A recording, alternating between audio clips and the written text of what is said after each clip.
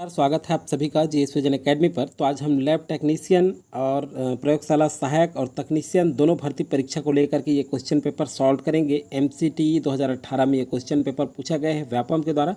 और बता दूं ये स्वास्थ्य विभाग में आईसीयू और ईसीजी कैथ टेक्नीशियन में ये क्वेश्चन पेपर पूछा गया था। इसका दो पार्ट हमने कर चुका है, पार्ट 1 पार्ट 2 और ये होगा पार्ट 3।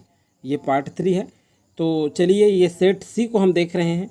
और चूंकि ये बायोलॉजी क्वेश्चन ज़्यादा है और सिलेबस में देखें अगर टेक्नीशियन का और प्रयोगशाला सहायक का, तो देखिए तकनीशियन और सहायक दोनों में जो है लगभग 30 और 40 अंक के क्वेश्चन पूछे जाएंगे बायोलॉजी से। तो ये क्वेश्चन पेपर बहुत इंपॉर्टेंट हो। यहाँ पे आप देख सकते हैं ये भाग 4 है और भाग 3 को हमने कर लिया है। ये सेक्शन 4 है। देखिए ये भाग 4। तो चलिए 51 नंबर का क्वेश्चन क्या है, सेट सी है। चलिए पहला क्वेश्चन है, विखंडित मनस्ता से पीड़ित रोगी में देखा जाने वाला मति भ्रम किस प्रकार का होता है। ये क्वेश्चन पूछा गया है। तो चलिए देखते हैं इसका क्वेश्चन का आंसर क्या है। तो ये क्या है, दृष्टि संबंधित नहीं है, ध्यान संबंधित नहीं है, स्पर्श संबंधित नहीं है, ये श्रवण संबंधित होता है। तो देखिए विखंडित मनस्ता से पीड़ित जो रोगी होता है वो क्या है, श्रवण संबंधी होता है। तो डी यहाँ पे करेक्ट आंसर होगा। चलिए नेक्स्ट क्वेश्चन देखते हैं हम लोग। 52 नंबर क्वेश्चन। यहाँ पे एक्सप्लेन नहीं करेंगे, केवल आंसर ही देखेंगे हम लोग फाइनल आंसर के साथ व्यापम का। ऑटिज्म की अपेक्षा विशिष्ट भाषा हानि के बच्चों में निम्नलिखित में से कौन सा कौशल ज़्यादा अच्छा होता है। तो देखिए कौन सा कौशल ज़्यादा अच्छा होता है। तो यहाँ पे देखते हैं 52 का, ये क्या है, सिमेंटिक नहीं, ऑडिटरी नहीं, प्रैग्मेटिक। तो ये सी जो है करेक्ट आंसर है। 53 नंबर का क्वेश्चन देखते हैं, किस वर्ष जन निःशक्त अधिनियम प्रभावी हुआ। तो देखिए 53 का ये जो है 1992 में नहीं, 93, 94 नहीं, 95 में हुआ था। ये जो निःशक्त अधिनियम PWD ये जो 1995 से प्रभावी हुआ था। तो 53 का डी करेक्ट आंसर है। 54 नंबर क्वेश्चन देखते हैं। देखिए ASHA की सिफारिशों के अनुसार एक बच्चे जिसे नवजात शिशु संबंधी आईसीयू में भर्ती किया गया है कि किस उम्र में श्रवण शक्ति की जांच की जानी चाहिए। तो देखिए 54 का ये है अस्पताल से छुट्टी से पहले। डी यहाँ पे करेक्ट आंसर लिया गया है व्यापम द्वारा। चलिए अगला क्वेश्चन है, वास्तविक श्रवण दोष वाले व्यक्तियों की सही ढंग से पहचान के लिए एक श्रवण स्क्रीनिंग परीक्षा की सटीकता है। तो देखिए ये विश्वसनीयता नहीं, शुद्धता नहीं, संवेदनशीलता, ये सी यहाँ पे करेक्ट आंसर है 55 का। 56 नंबर क्वेश्चन देखते हैं, भाषा के कार्यात्मक उपयोग के लिए बच्चों को प्रशिक्षण देने को कहा जाता है। तो देखिए भाषा की कार्यात्मक उपयोग के लिए बच्चों को प्रशिक्षण देने को क्या कहा जाता है। तो 56 का देखते हैं यहाँ पे, ये जो है सीमेंटिक्स नहीं, ये प्रैग्मेटिक्स कहा जाता है। बी यहाँ पे करेक्ट आंसर है 56 का। 57 नंबर का क्वेश्चन देखते हैं, रोस्टर विधि में मिश्रण का उपयोग होता है। रोस्टर विधि में किस मिश्रण का उपयोग होता है। तो इसमें देखिए स्पीच रीडिंग एवं फिंगर स्पेलिंग का। तो सी यहाँ पे करेक्ट आंसर है। 58 नंबर का क्वेश्चन देखते हैं, यदि एक या एक से अधिक विषय विशेष शिक्षक द्वारा कक्षा के बाहर पढ़ाया जाता है तो बच्चा को कहा जाएगा। तो बच्चा को क्या कहा जाएगा। ये देखिए आंशिक रूप से मुख्य धारा में है।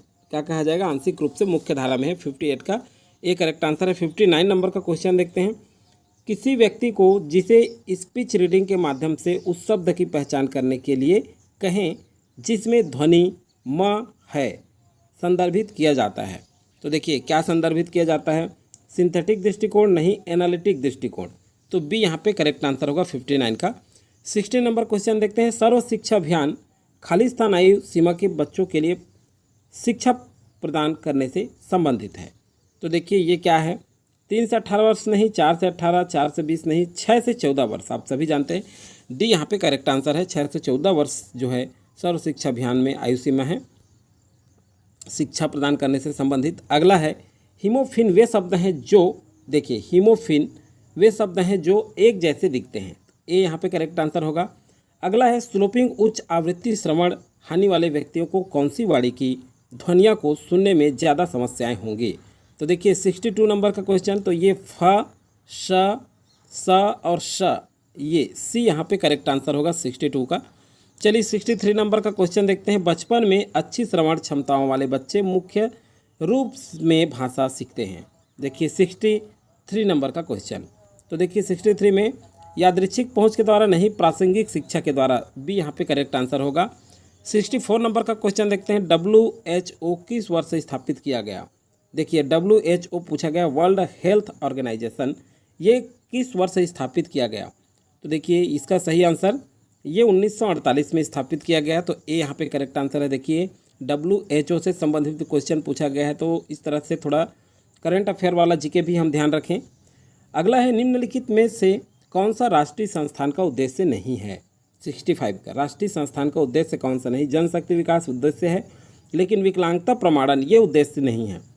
बाकी ये तीनों उद्देश्य है, इसे भी आपको याद रखना है। जनशक्ति विकास, जागरूकता पैदा करना, अनुसंधान, ये तीनों उद्देश्य है, लेकिन विकलांगता प्रमाणता ये नहीं है। तो 65 का बी जो है यहाँ करेक्ट आंसर होगा। 66 नंबर का क्वेश्चन देखते हैं। निम्नलिखित में NGO किस में पंजीकृत किया जा सकता है? NGO किस में पंजीकृत किया जा सकता है? तो ये क्या है?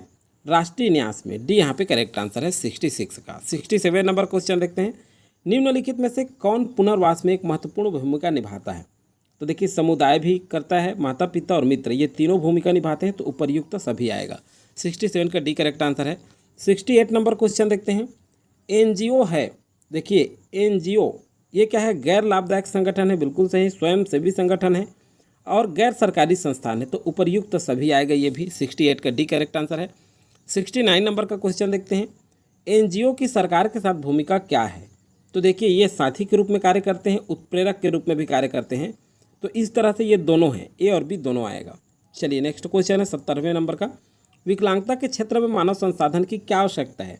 तो देखिए विकलांगता के क्षेत्र में मानव संसाधन की, अक्षम लोगों की अधिक संख्या ये भी है, कम प्रशिक्षित कर्मचारी भी आएगा, सेवाओं की उपलब्धता, उपर्युक्त सभी सब आएगा। डी यहाँ पे करेक्ट आंसर होगा 70 का। 71 नंबर का क्वेश्चन देखते हैं। देखिए UNCRPD का उद्देश्य है, तो देखिए इसका क्या उद्देश्य है? तो ये देखिए पूर्ण और समान अधिकार सुनिश्चित करना, अपने अंतर्निहित गरिमा के प्रति सम्मान को बढ़ावा देना, ये भी है, मौलिक स्वतंत्रता, तो ये सभी है, उपर्युक्त सभी सही आंसर आएगा इसका 71 का। 72 नंबर का क्वेश्चन देखते हैं। देखिए HYJNIHN की स्थापना किस वर्ष की गई, किस वर्ष हुई थी? देखिए तो ये पूछा गया है 72 में, तो ये 1983 में, बी यहाँ पे करेक्ट आंसर है 72 का। 73 नंबर का क्वेश्चन देखते हैं। अक्षमता के अन्य कारणों में शामिल होता है, तो देखिए अक्षमता के अन्य कारण में दुर्घटना शामिल होता है, बढ़ती उम्र की वजह से होने वाले रोग भी शामिल होते हैं, जीवन शैली की वजह से होने वाले रोग भी शामिल होते हैं, तो उपर्युक्त सभी 73 का डी करेक्ट आंसर होगा। 74 नंबर क्वेश्चन देखते हैं। विकलांगता की रोकथाम कितने स्तरों में की जाती है? तो ये 3 स्तरों में की जाती है, ए करेक्ट आंसर है। 75 नंबर का क्वेश्चन देखते हैं। देखिए संभवता का मतलब है, देखिए संभवता का मतलब है, तो संभवता का मतलब क्या है? ये नए मामलों की संख्या नहीं, निर्दिष्ट समय पर मामलों की संख्या, बी करेक्ट आंसर है 75 का। 76 नंबर क्वेश्चन देखते हैं। निम्नलिखित में से कौन सा गतिविधि सीमा को इंगित करता है? तो कौन सा गतिविधि सीमा को इंगित करता है? तो विकलांगता, डी यहाँ पे करेक्ट आंसर है 76 का। 77 नंबर क्वेश्चन देखते हैं। निम्नलिखित में से कौन सा विकलांगता के कारण का प्रतिनिधित्व करता है? तो देखिए जन्म के समय होने वाले, ये भी अनुवांशिक और संक्रामक रोग, तो उपर्युक्त सभी आएगा, सारे करते हैं। 77 का D correct answer. 78 number question देखते हैं। निम्नलिखित में से कौन सा सबसे ज़्यादा भेदभाव वाला शब्द है? सबसे ज़्यादा भेदभाव वाला शब्द कौन सा है? तो देखिए डिफरेंटली एबल्ड नहीं, चैलेंज्ड, देखिए हैंडीकैप्ड, सी यहाँ पे करेक्ट आंसर होगा। क्या? सी। 78 का सी करेक्ट आंसर है। हैंडीकैप्ड जो है सबसे ज़्यादा भेदभाव वाला शब्द है माना गया है। चलिए अगला है 79 का संक्षिप्त नाम ICF का अर्थ, तो देखिए ICF का अर्थ क्या है? International classification of functioning disability and health, ए यहाँ पे करेक्ट आंसर होगा 79 का। 80 नंबर का क्वेश्चन देखते हैं। International classification of impairment disability and handicap की स्थापना कब हुई? तो देखिए 80 नंबर क्वेश्चन, ये 1980 में इसकी स्थापना हुई। चलिए अगला क्वेश्चन देखते हैं 81 नंबर का। WHO के अनुसार किसी भी मनोवैज्ञानिक विकार शारीरिक या संरचनात्मक संरचना का कार्य को कहा जाता है। तो देखिए क्या होगा? ये जो है क्षति कहा जाएगा, तो डी यहाँ पे करेक्ट आंसर है 81 का। 82 नंबर का क्वेश्चन देखते हैं। सही अनुक्रम को इंगित कीजिए 82 का। तो देखिए डेसिबल एक्टिविटी लिमिटेशन ये नहीं होगा, इम्पेयरमेंट, एक्टिविटी लिमिटेशन और पार्टिसिपेशन रेस्ट्रिक्शन। तो ये बी जो है सही क्रम होगा 82 का। तो देखिए इस तरह से क्रम भी पूछा जाता है, तो इसको भी आप अच्छे से ध्यान से पढ़िए। अगला है 83 नंबर का क्वेश्चन। अब देखिए हम क्वेश्चन करते हैं तो पता चलता है किस तरह से क्वेश्चन पूछा जाता है और कैसे हमें तैयारी करना है। हम एक्चुअल में क्वेश्चन पेपर इसीलिए सॉल्व करते हैं, इसीलिए देखते हैं कि हम तैयारी कैसे करें। निम्नलिखित में से कौन सा न्यूरोलॉजिकल विकास संबंधी विकार है? देखिए 83 का, तो ये देखिए आत्म केंद्र ये भी है और सीखने की विकलांगता, तो दोनों आएगा ए और बी। देखिए तो इस तरह से जो क्वेश्चन देता है उसमें अच्छे से आपको पढ़ करके आंसर लेना है। 84 नंबर का क्वेश्चन देखते हैं। अवशिष्ट सुनवाई का मतलब है 84 अवशिष्ट सुनवाई।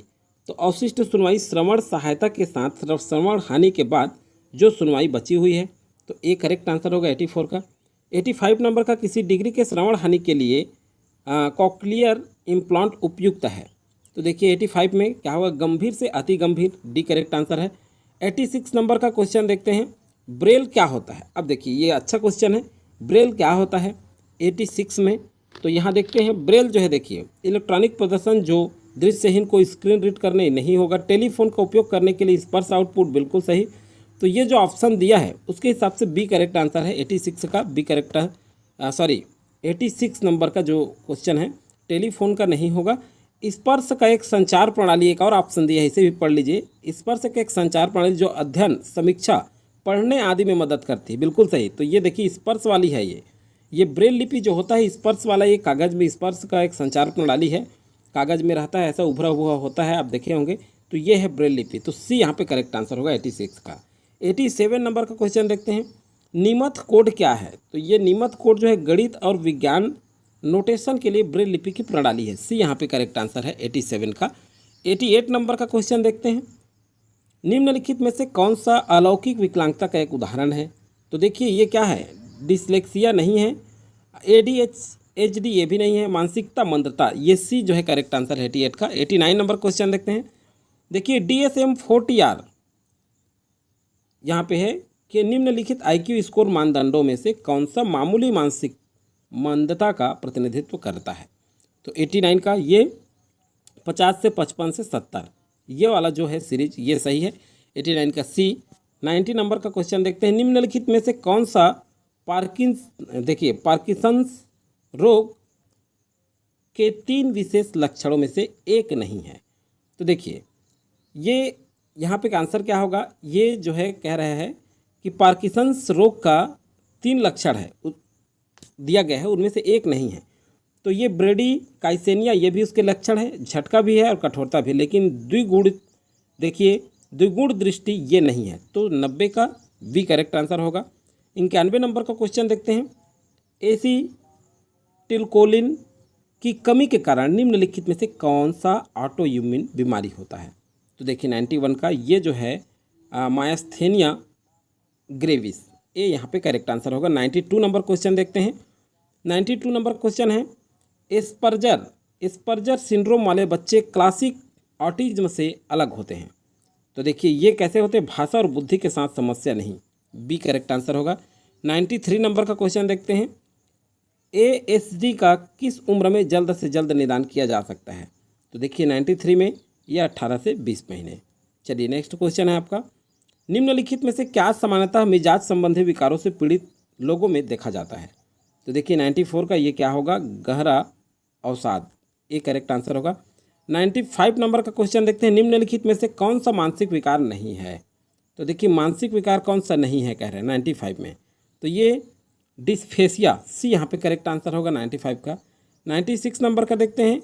लोकोमोटर विकलांगता क्या है 96 का? तो ये अंगों की विकृति है, ये करेक्ट आंसर है। 97 नंबर देखते हैं। निम्नलिखित में से खाली स्थान को छोड़कर बाकी सभी लक्षण अवसाद में देखे जाते हैं। तो ये क्या है? भ्रम, डी करेक्ट आंसर है। चलिए 98 नंबर का क्वेश्चन देखते हैं। OCD का पूर्ण रूप क्या है? तो OCD का पूर्ण रूप जो है जुननी बाध्यकारी विकार है। 98 का सी करेक्ट आंसर है। 99 नंबर क्वेश्चन देखते हैं। 2 से अधिक अंगों से विकलांग व्यक्ति को कहा जाता है, तो इसको क्या कहा जाता है? बहुविकलांगता कहा जाता है। नेक्स्ट क्वेश्चन और अंतिम क्वेश्चन है। निम्नलिखित में से कौन सा विशिष्ट अधिगम अक्षमता एक उदाहरण है? तो देखिए ये डिसलेक्सिया है, क्या है, डिसलेक्सिया। तो आज ये 100 क्वेश्चन कंप्लीट हो गया इसका। और ये चूँकि इसलिए इंपॉर्टेंट है क्योंकि बायोलॉजी से संबंधित आपके क्वेश्चन है, जीव विज्ञान से संबंधित, तो इस तरह से क्वेश्चन आपके बन सकते हैं, इसलिए इस क्वेश्चन को हम सॉल्व किए हैं। इसके बाद जो है फिजिक्स से केमिस्ट्री का जो है जो क्वेश्चन पेपर पूछा गया है व्यापम द्वारा, जो मैडम आपको कराएंगी, तो वो जल्द ही आएगा। तो आज की वीडियो में फिलहाल इतना ही। आगे वीडियो जो है टेक्नीशियन पर और प्रयोगशाला सहायक पर लगातार आता रहेगा।